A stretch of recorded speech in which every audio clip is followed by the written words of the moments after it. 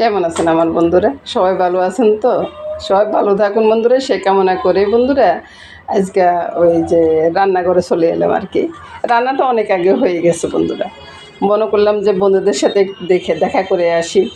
আর দাদুভাইয়ের শরীর না ভীষণ খারাপ গেছে। জ্বরের জন্য দাদুভাই একবারে হয়ে গেছে, অনেকটা জ্বর ছিল। তো এখন মোটামুটি একটু সুস্থ হয়েছে, এই জন্যে আপনাদের সামনে আসতে পারছি আর কি। তো সবাই আশীর্বাদ করবেন দাদুভাই যেন তাড়াতাড়ি ভালো হয়ে যায়, এখনও গায়ে জ্বর আছে।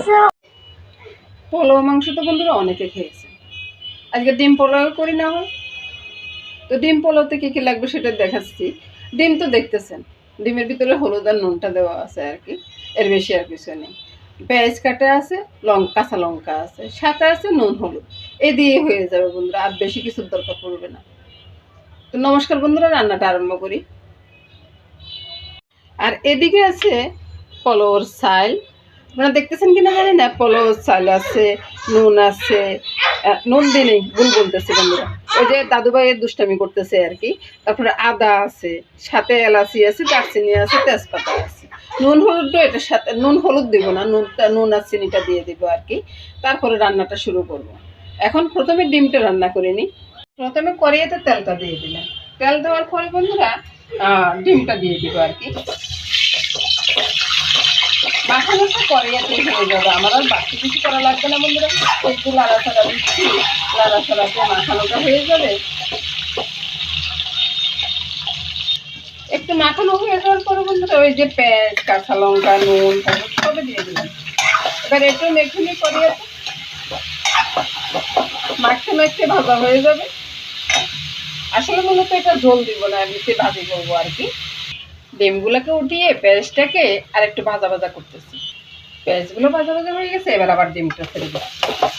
আবার ডিমের সাথে পেঁয়াজ একটু নাড়াচাড়া করে নামিয়ে নেব, রান্নাটা শেষ।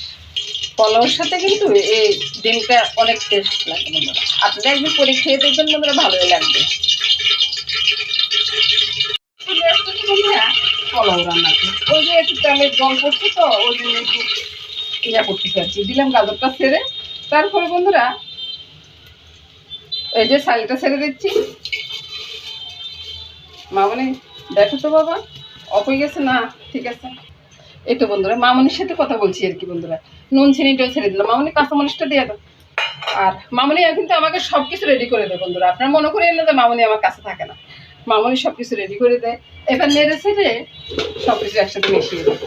আমার পোলাও রান্নাটা খুব সাধারণভাবে করি বন্ধুরা, কিন্তু খেতে অসাধারণ হবে বন্ধুরা। আপনারা যদি চান তো একদিন এসে খেয়ে যেতে পারেন বন্ধুরা। তারপরে এবার আমি জলটা ঢেলে দেবো। জলটা অনেক সময় আমি ঠান্ডা জলে দিই, আজকে একটু গরম জল দিচ্ছি। চাল যতটা আছে ডবল জল দিয়ে দিচ্ছি। হ্যাঁ দিয়ে দাও, ব্যাস।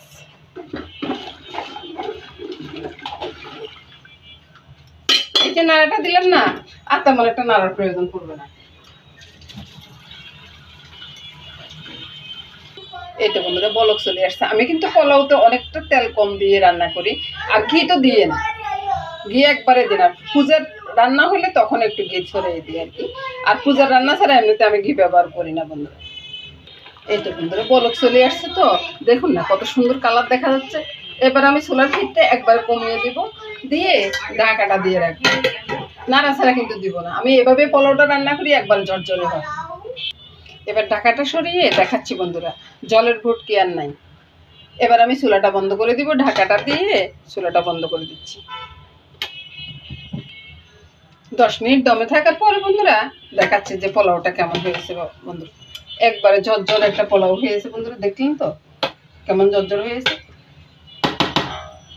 এবার আমি তো বন্ধুরা এবার দেখাচ্ছি বন্ধুরা, এদিকে পোলাওটা আছে, তারপর ডিম আছে, চিকেন আছে। চিকেন ছাড়া কি হয় বন্ধুরা? ব্যয় মশাই আসবে, ব্যয়কে কি শুধু ডিম দিয়ে খাওয়াই দিব বন্ধুরা? তো নমস্কার বন্ধুরা, সবাই ভালো থাকুন, সুস্থ থাকুন, সুন্দর থাকুন, এই কামনা করে আজকের মতো এখানে বিদায় নিলাম।